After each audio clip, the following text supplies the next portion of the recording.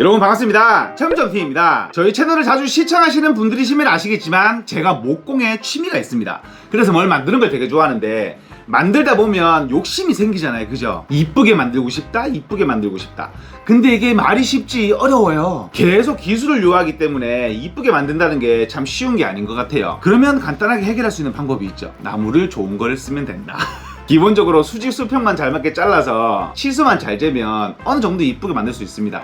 근데 찝찝한 게 하나가 있죠. 피스 구멍. 피스를 결합했을 때 그 보이는 피스가 너무 싫어요. 예를 들면 이런 거, 이렇게 피스 박으면 암만 좋은 나무로 만들어봤자 되게 안 이뻐 보입니다. 그래서 보통 이중 드릴비트로 구멍을 깊게 뚫어서 피스를 깊게 박은 다음에 목다보를 박고 잘라낸 다음에 샌딩을 하죠. 근데 그래도 결국 목다보의 모양이 남아요. 흔적이 남는다는 얘기잖아요. 그렇죠. 가장 좋은 방법은 안 보이는 면에서 박는 거예요. 이게 그걸 도와주는 제품이 있어요. 근데 이게 돈이 쓰기 싫은 거예요. 그래서 제가 한번 해봤어요, 안쪽으로 해서. 그러면 거의 높은 확률로 밖으로 피스가 삐져나옵니다. 이런 식으로.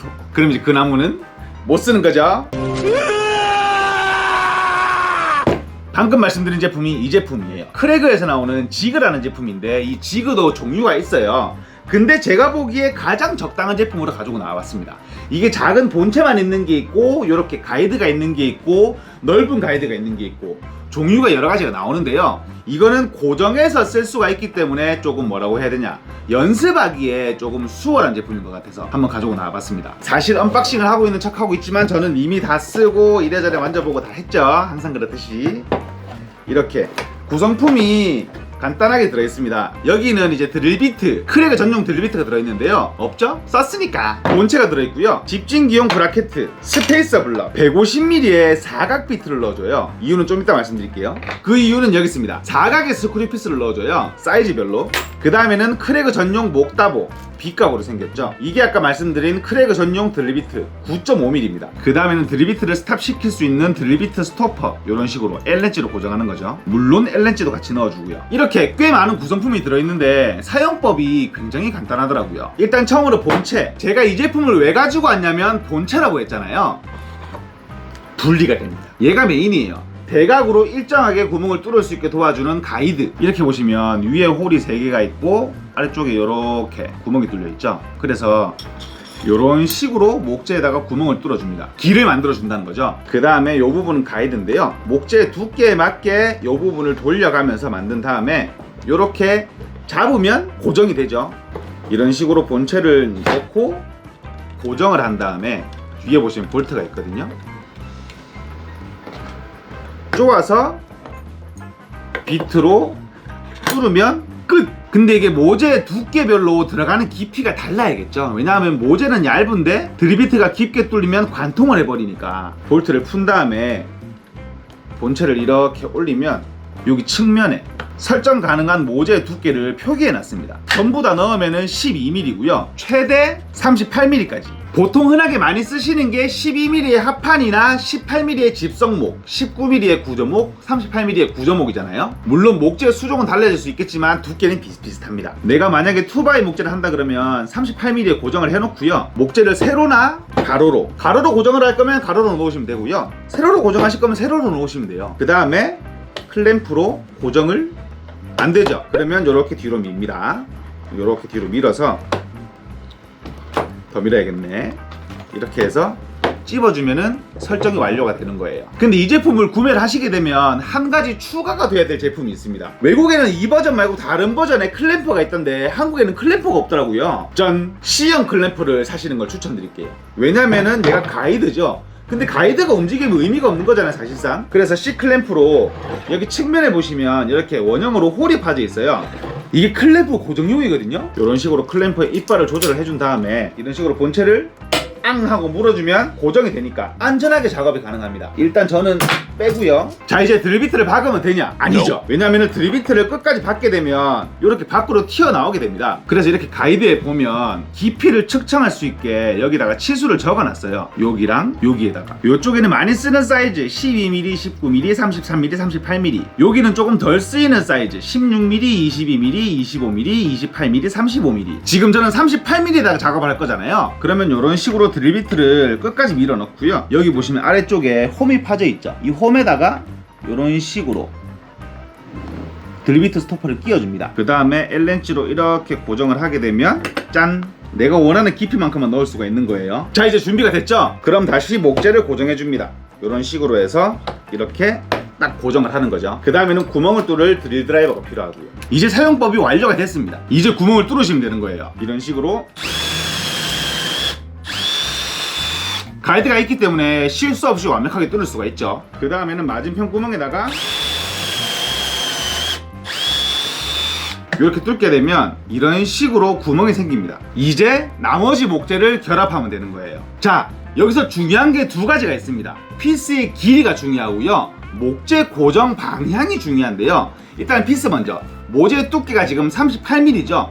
두 개를 더하면 몇이냐? 76mm가 나옵니다. 거기서 10% 정도만 빼주세요. 그때 거기에 가장 근접한 피스를 박아주시면 되는 거예요. 그럼 이제 65mm겠죠. 만약에 인치를 하시고 싶으시면 설명서에 나와 있거든요. 이렇게 보시면 인치별 크기가 나와 있어요. 38mm에는 64mm의 피스를 써라 라고 이렇게 명시가 되어 있습니다. 그 다음에 두 번째로 모재의 방향이라 그랬죠. 제가 문 공장에서 일을 할 때 문을 조립을 하면 보통 어떤 식으로 조립을 하냐면 사각으로 조립을 하잖아요.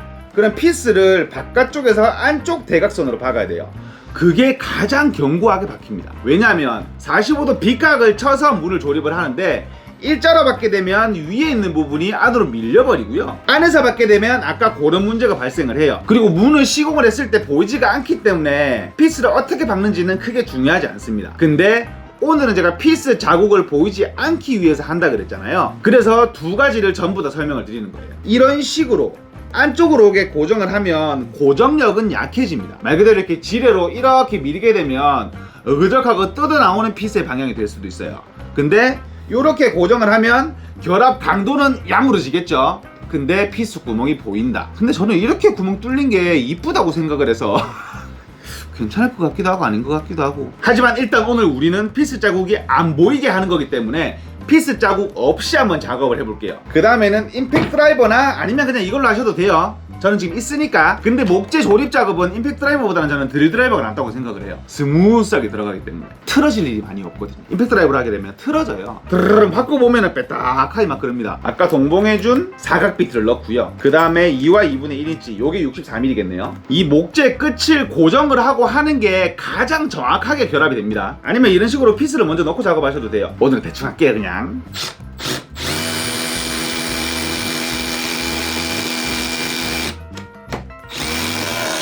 그 다음엔 두 번째 피스.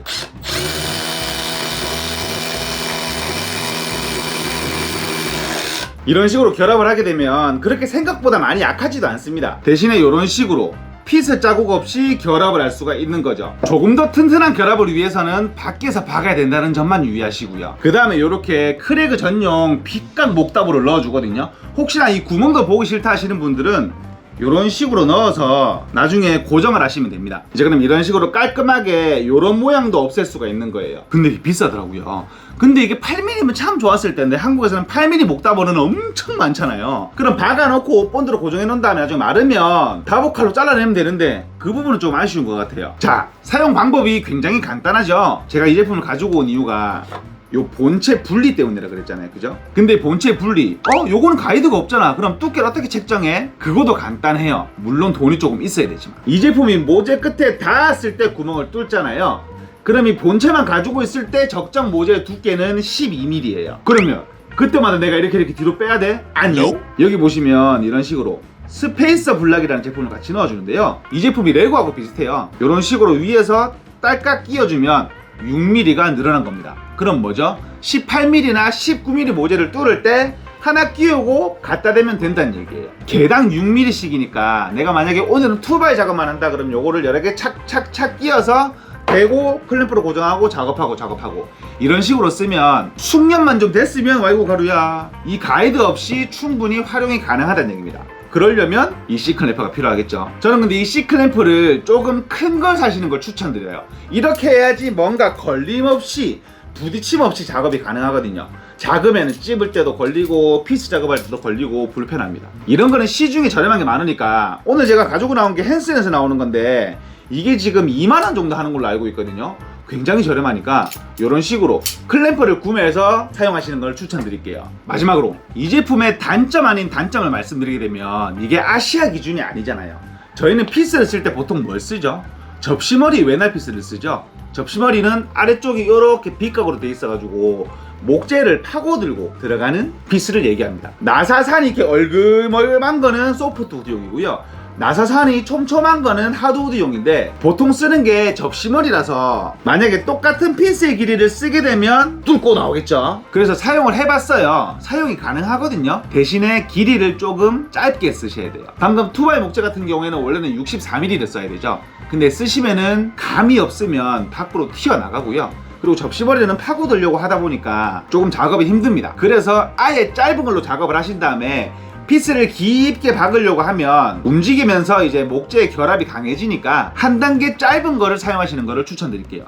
38mm면 32mm, 32mm면 25mm, 25mm면 19mm 이런 식으로요. 그리고 얘만 너무 믿지 말고 목공 본드 발라가면서 하시는 거를 추천을 드리고요.